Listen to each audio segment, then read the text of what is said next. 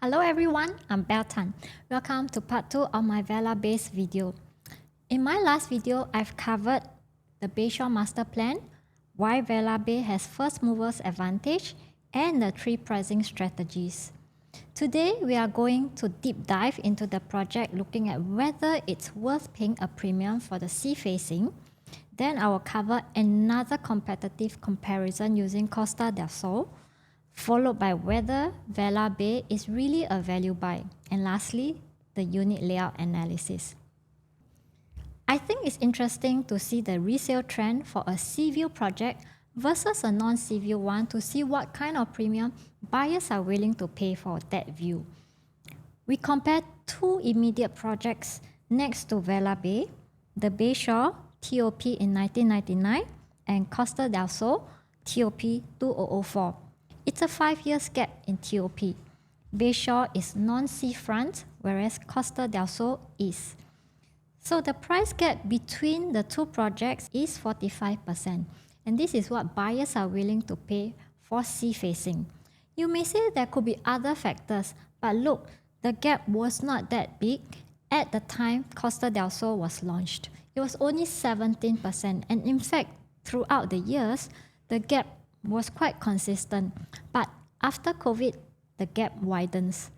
I think COVID really gave us a lot of new perspectives, new norms, and appreciate nature better. Okay, but my point is, over time, a project with a strong attribute will remain attractive to buyers. And since its launch till today, Costa del Sol has appreciated by 145% to reach 2K PSF, whereas the Bayshore has appreciated by 98%, still a very good growth, but Costa del Sol is even better. Then, we look at 2 other projects that are not sea-facing, Oasis in Pasir Ris, TOP 2012, and View 8, TOP 2017, also a 5-year apart in TOP, so that the age difference won't be a factor in the price gap. We want to see whether the price gap between them can be as high as Costa and Bayshore. Here, we see a price gap of only 13%, and this gap started at 8% and widened to 13%, which is not a big difference. And the gap is quite consistent throughout, even after COVID. Over the years, the appreciation for View 8 is 45% and 38% for Oasis, which is not very far apart. So here, for a 5-year newer project, buyers are willing to pay 13% more, whereas Costa versus Bayshore, we see that the 5-year newer project, buyers are willing to pay 45% more. So, can we then say that 45% minus 13% equal 32% is the premium buyers are willing to pay for sea facing in the resale market? Next, we look at seaside residences, the sea view premium paid by first owners at launch. The buyers for sea facing units paid 8.5 to 13% more than the non-sea facing buyers on the same floor. So this can be a reference point for Vela Bay to keep in mind. Then we look at profitability ranked from highest down. We see that the first 9 highest profits come from sea-facing units. They make more than 850K to as high as 1.29 million. Non-sea-facing units can have equal upside as well. This was a point I mentioned in the previous video. It doesn't mean non-sea-facing units are inferior. It just means that when a project has such a strong attribute like sea view, we try as much as possible to get a unit with that view. Non-sea facing units can still have good upside as their entry price is lower. So I hope you have the answer to the question, is sea view premium worth it? Now I'd like to take a closer look at Costa del Sol just next to Vela Bay. Why it's not an apple-to-apple comparison to Vela Bay because it's a much older project, what I want to show here are the sale and rental demand and prices in the area. Costa del Sol TOP in 2004, but its 99-year lease actually started from 1997, so it's 29 years old by now. And earlier we saw Costa del Sol appreciated by 145%, and how its price has reached 2K PSF since its launch. So for a 29-year-old project, especially 99 years leasehold, to reach this PSF is not common. Take a look. I have filtered projects in the whole of Singapore but excluded the prime districts 1, 2, 9, 10, 11 because they can easily reach a maximum of 2K PSF.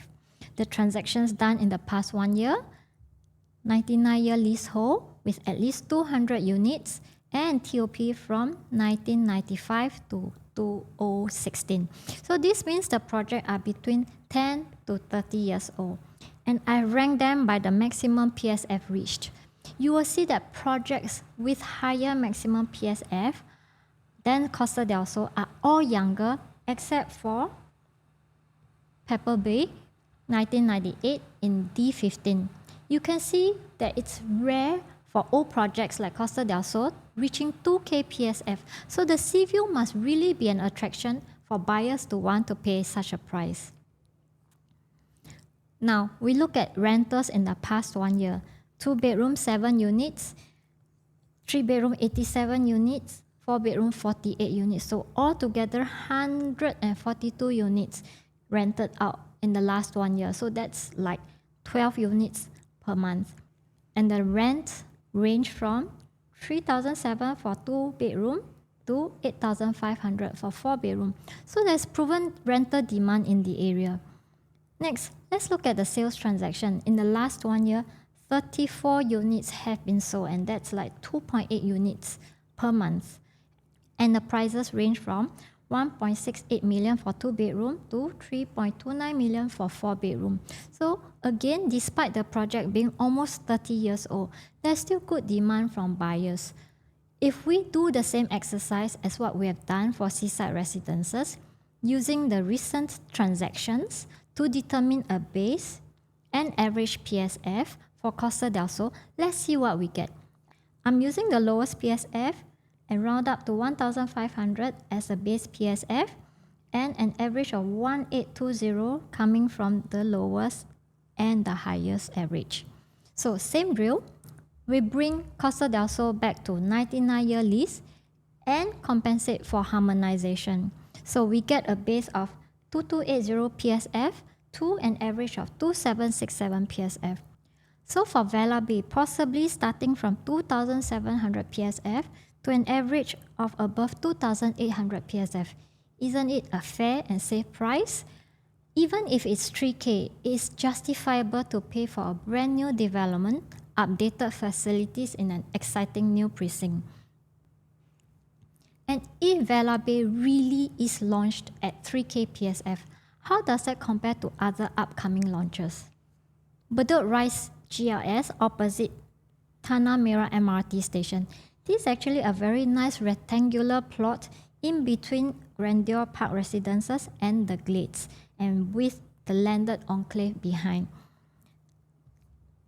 This plot attracted 10 bids, whoa, even hotter than Vela Bay, which received 8 bids. The highest bid went to All Green at 1330 PSF PPR, very close to Vela Bay's 1388, and the first 2 bids were very narrow gap. Another highly contested plot. But if we look at the technical conditions of this tender, there are some constraints. Maximum height of the blocks will only be 12 stories. The MRT line is the Green East-West line, one of the older lines in Singapore, and the MRT track is above ground. So roughly 10 to 12 meters above ground, which is the height of 3 to 4 stories. So to play safe, let's say 5 stories. So those fronting the MRT track will probably need to be 6th floor to safely clear the track.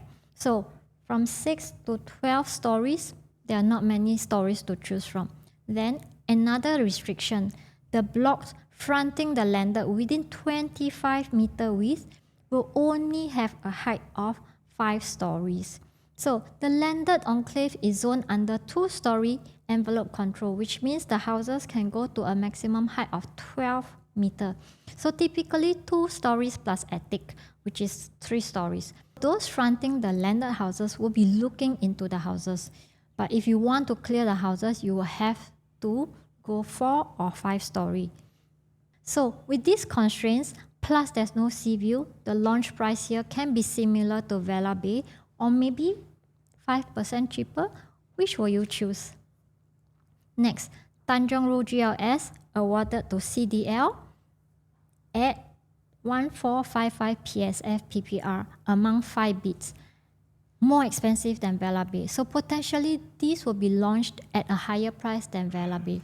And note, the first 4 bids are all above 1380 PSF PPR. So this is going to be the norm from now on for bid prices in D15 and 16. They are all likely to be above Vela Bay. And note, there is a future plot in front of this current plot, so views will be blocked. At 1455, what can the potential launch price be? 3,200 or maybe higher. Next, Bayshore Drive, which I mentioned in part 1 video. This is the Bedok South Integrated Transport Hub. It's now open for tender. Experts have predicted the top offer for this plot can range from 1150 to 1,300 PSF PPR. So let's say we take in between 1,200 PSF PPR. While it looks cheaper than Vela Bay's 1388, the launch price may not necessarily be cheaper because this is an ITH. So the developer will need to spend a lot of money to build connectivity, accessibility, enhance the infrastructure to connect to the shopping mall, the bus interchange, build tunnel to link to the MRT, bus interchange, pedestrian walkways, shelters, etc.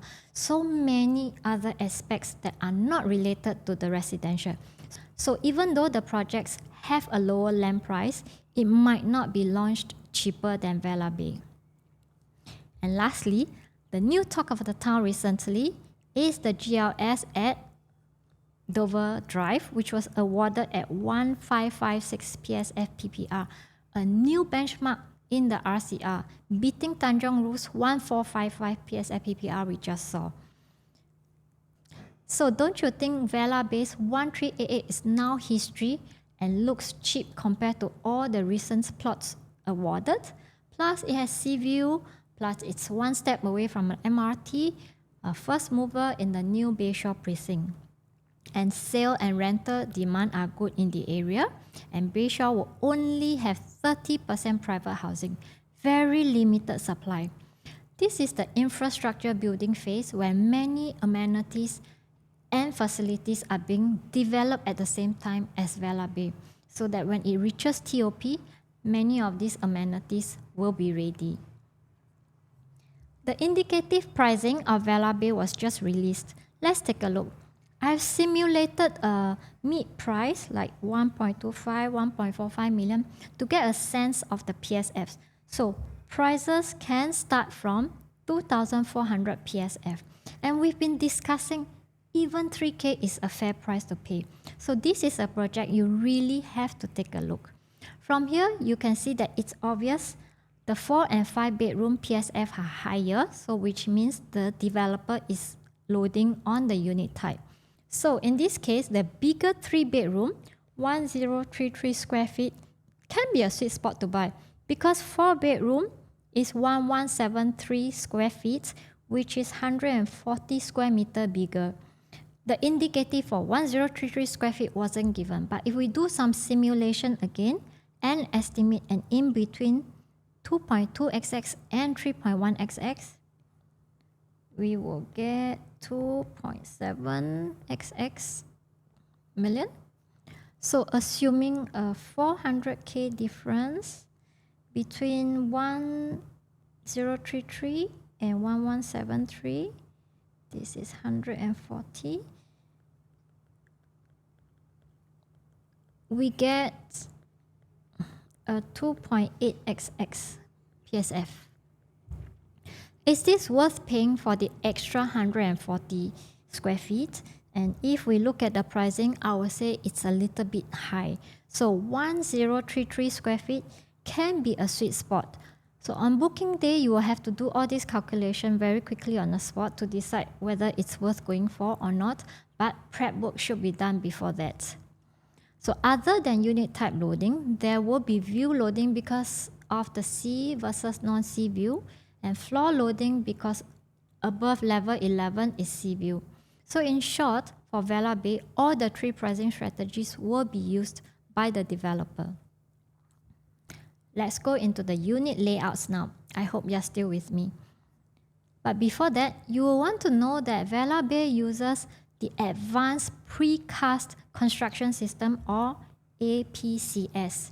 This construction system actually precast components like the walls, slabs off-site, and then assemble them on-site to form the structure. The advantage of this method is that it gives more design flexibility because walls can be moved and allow better layout optimization if the buyers decide to reconfigure certain space.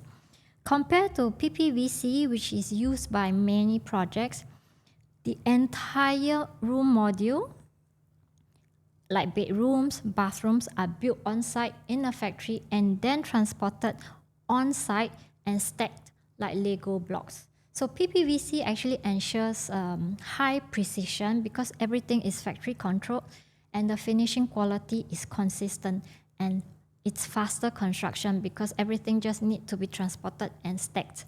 However, the downside is that there's less flexibility because structural walls are fixed and cannot be hacked. So you tend to get more boxy layouts. So when you look at the layouts later, you see there will be some flexibility to remove certain walls. So very quick recap, 515 units, 2 towers of 31 stories, 1 to 5 bedrooms.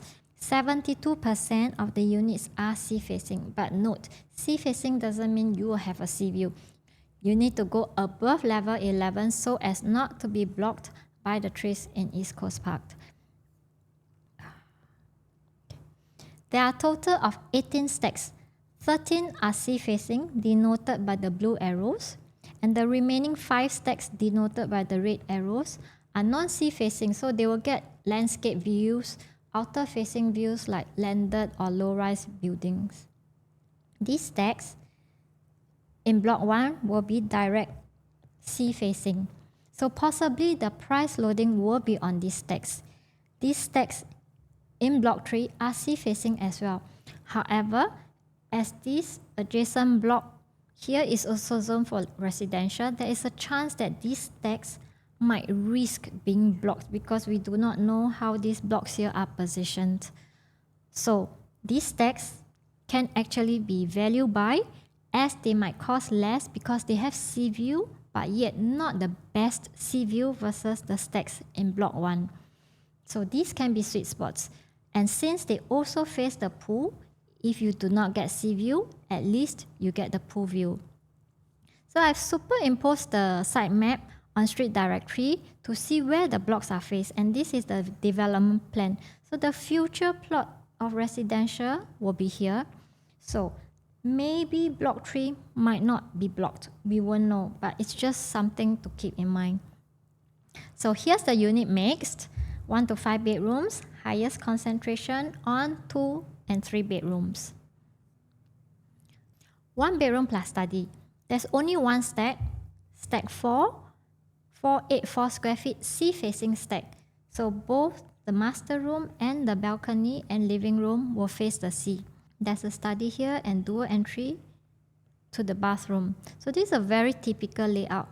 Indicative price starting from 1.2xx is going to be a very popular choice and definitely will be snatched up. Only 27 units, so you need very good balloting number to be able to buy a unit.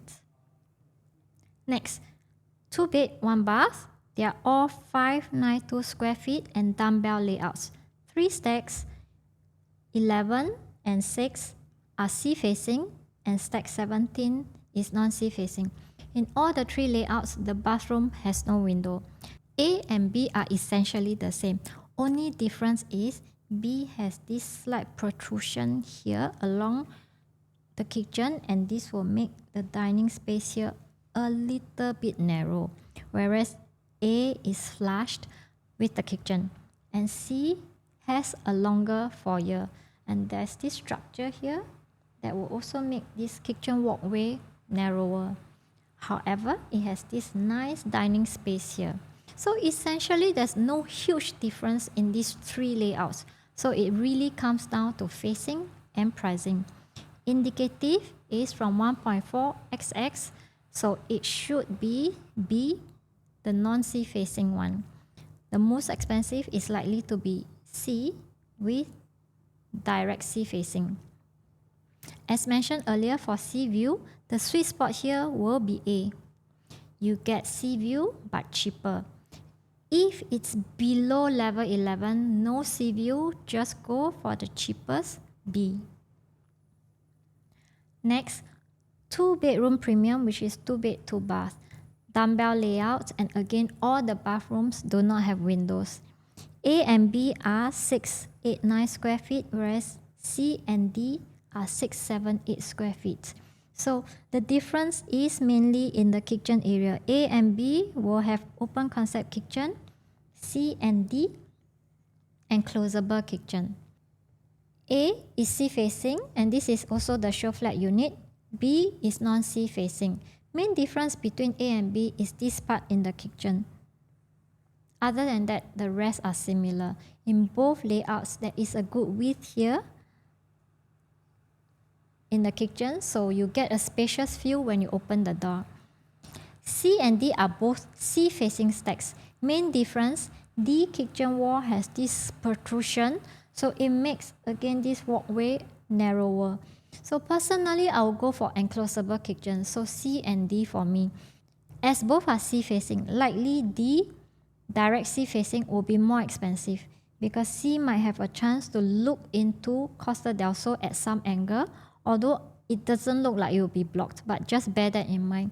So C can be value buy if the price gap between C and D is big. Then, did you notice that A and D are actually side by side, stack 7 and stack 8? So they have the same view, and given that A is 11 square feet bigger, it should be more expensive. So between A and D, D can be a value buy because it's smaller and cheaper for the same view. And on this note, I would like to bring your attention to River Modern because it has exactly the same scenario. Stack 8 and 9, river facing, and exactly the same size as Vela Bay's stack 7 and 8. Same floor, difference is 50K for 11 square feet.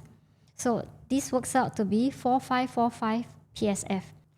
I feel it's overpaying for the little space difference in the same facing, unless the layouts are vastly different, but in the case of River Modern, the layouts vary only slightly in the kitchen. In Vela Bay, at least the kitchens are quite different. One is open and one is enclosable. So on booking day, if you are in a situation where you have the choice between A and D, just go for the cheaper one. 3-bedroom, type A and C are 883 square feet and type B is 893 square feet. All three are very functional layouts.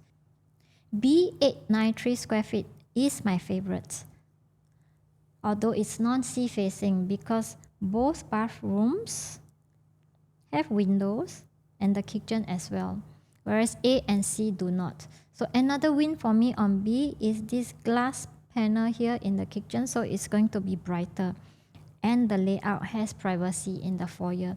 And since it is non-sea facing, B can be a value buy for a better layout. Between A and C, A is non-sea facing but pool facing, so the price will be cheaper than C. If it's below level 11, both A and C will be pool view, so you should go for A because it's cheaper. If it's above level 11, you need to see what is the premium C is over A. And we saw in seaside residences, the sea view premium can be up to 13% difference.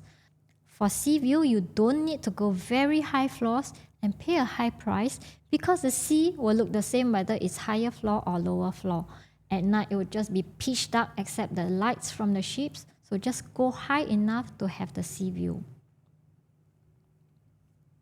3-bedroom premium. There's only one size, 1033 square feet, and it's 3 stacks. Stack 1, non-sea but pool facing. Stack 3, sea facing, and stack 13, sea facing. There are windows in all bathrooms and WC.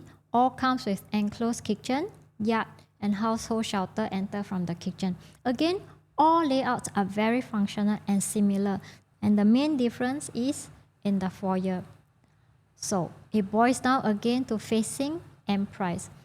For 3-bedroom 1033 square feet, resale buyers mainly buy for own stay, so it's worth going for sea view.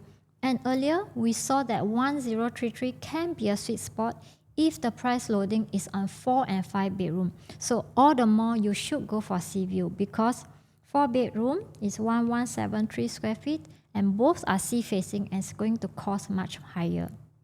So go for B or C above level 11. 4 bedroom 1173 square feet, stack 9 and stack 15. Both are sea facing. Again, the main difference is in the foyer. My preference would be stack 9 because stack 15 will have west sun on the bedroom sides. Like 3-bedroom premium, resale buyers often buy for their own stay, so it's worth going for the sea view. Next, 4-bedroom private lift, 1389 square feet at stack 10, sea and pool facing. The living room and 3 bedrooms will be sea facing and bedroom 2 will overlook the tennis courts. So lower floors enjoy pool view, higher floor sea view. It's a very well positioned stacked. Layout is also very well designed. Big master room and all rooms are ensuite. Bedroom 2 is almost a junior master. Bedroom 3 and 4 are Jack and Jill sharing one bathroom. I think this is the kind of luxury people will pay for own stay in East Coast. Will be highly sought after, especially with a private lift. 5-bedroom with private lift, 1582 square feet, stack 5, sea facing.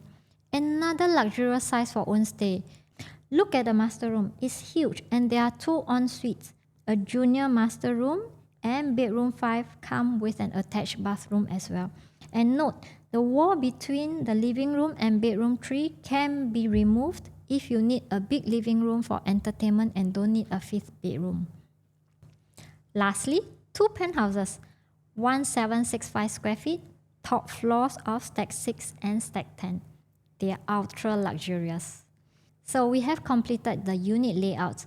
I'm impressed with how the layouts have been planned such that every stack is maximized to have a view as much as possible.